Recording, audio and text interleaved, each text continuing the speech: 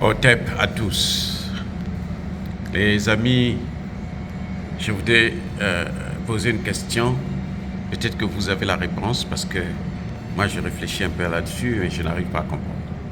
Et si la sécheresse qui est en train de frapper les pays africains, hein, le Kenya, le Soudan, le Mali, Niger, Somalie et autres, si ça venait, c'était dû à l'exploitation sauvage de nos matières premières par les Occidentaux.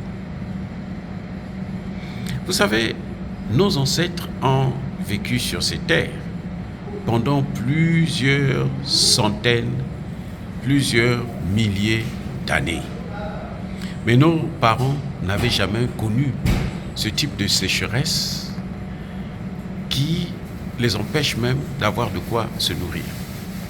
Puisque quand on produit, l'agriculture devient maintenant de plus en plus difficile. Mais est-ce que ce n'est pas à cause de l'exploitation sauvage des matières premières? Parce que quand même, les matières premières ne sont pas exploitées par nous-mêmes. Et ceux qui l'exploitent, ils ne respectent pas du tout les questions d'environnement. Parce que nous sommes nés dans l'environnement. Nous, les animaux, là, ce sont nos amis, ce sont nos frères, nos cousins, comme disait Théophile Obenga. Nous n'avons pas de problème à cohabiter avec les animaux. Maintenant, même les animaux meurent à cause de la sécheresse, parce qu'il n'y a pas d'eau, parce qu'il y a ceci. Oui, vous allez me dire que il y a un problème d'irrigation, puisque nous avons de l'eau partout, mais les gens ne peuvent pas faire venir cette eau-là sur certains endroits, à certains endroits, et puis faire une agriculture plus ou moins moderne. Mais il faut aussi reconnaître que nous avons un continent qui n'est pas industrialisé. On ne devrait pas avoir autant de problèmes de sécheresse. Ce n'est pas possible. Et maintenant, quelles sont les propositions qu'on nous fait? On nous impose la nourriture génétiquement modifiée, les OGM. Ah oui. C'est maintenant ce que... Et c'est des grands eux-mêmes, comme des Bill Gates, qui viennent sur place pour venir faire la publicité, pour venir... ils vont parler dans des universités comme au Kenya tout récemment, pour faire la publicité des OGM. Et en faisant croire que lui, s'il est devenu riche, s'il est en bonne santé, c'est à cause des OGM. Ce qui est faux d'ailleurs. Puisque ici aux États-Unis, vous avez des... comment on appelle ça, des centres, des centres commerciaux ou des grands supermarchés où vous avez que de la nourriture bio. Ah oui, destinée à, bien entendu, ceux qui ont beaucoup plus d'argent, puisque ça coûte très cher. Je vais vous faire une confidence. C'est que vous prenez par exemple un quartier, hein, un arrondissement, on pourrait dire, comme le Bronx. Vous savez, c'est un quartier pauvre. Mais dans le Bronx, là, les gens mangent beaucoup plus la nourriture, bien entendu, génétiquement modifiée. Alors qu'à Manhattan, on mange beaucoup plus bio. Mais vous savez quoi?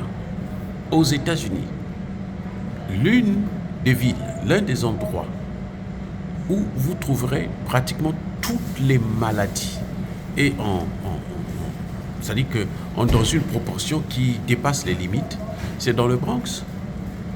Vous prenez le diabète, vous prenez la tension, vous prenez même le VIH, tout ça, c'est dans le Bronx surtout.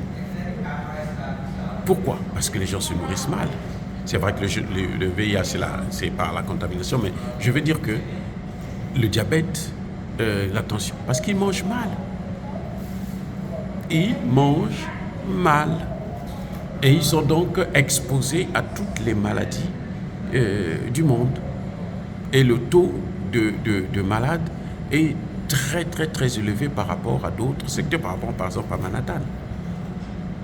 Et c'est ça qu'on vient nous proposer, on vient nous imposer, en quelque sorte, en nous faisant croire que nous ne pouvons pas faire autrement sans la nourriture génétiquement modifiée. Et ceux qui font la promotion de ça, ce sont d'abord, bien entendu, les riches, mais ils payent des gens, courants, des leaders politiques pour faire la promotion de ces choses, de cette nourriture, je dirais même plus ou moins contaminée, puisque c'est une nourriture qui vous détruit même votre sol.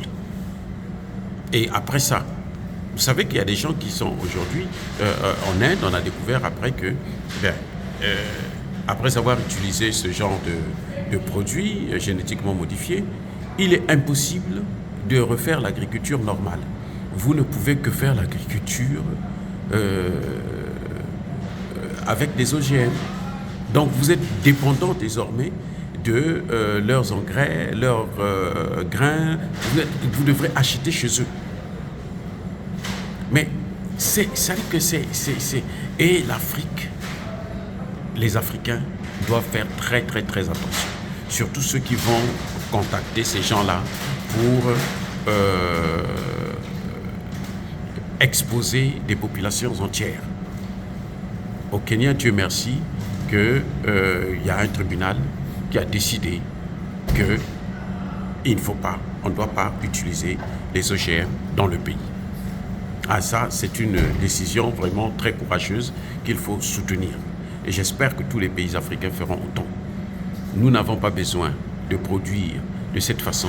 Nous avons besoin d'utiliser tout ce que nous avons. Dans notre sous-sol, il y a de l'eau. Même quand il y a la sécheresse, dans le sous-sol, il y a de l'eau. On peut faire des systèmes d'irrigation et puis on peut faire l'agriculture moderne. On peut avoir de l'eau pour tout le monde, y compris l'eau potable. Je vous ai déjà dit, je pense, dans une de mes vidéos, que, par exemple, au Mali, vous avez des réserves d'eau potable qui peuvent alimenter l'ensemble de la planète pendant au moins 200 ans. Le Mali seulement. Mais cette eau-là n'est pas limitée seulement dans les frontières que les hommes ont mis en place en 1885.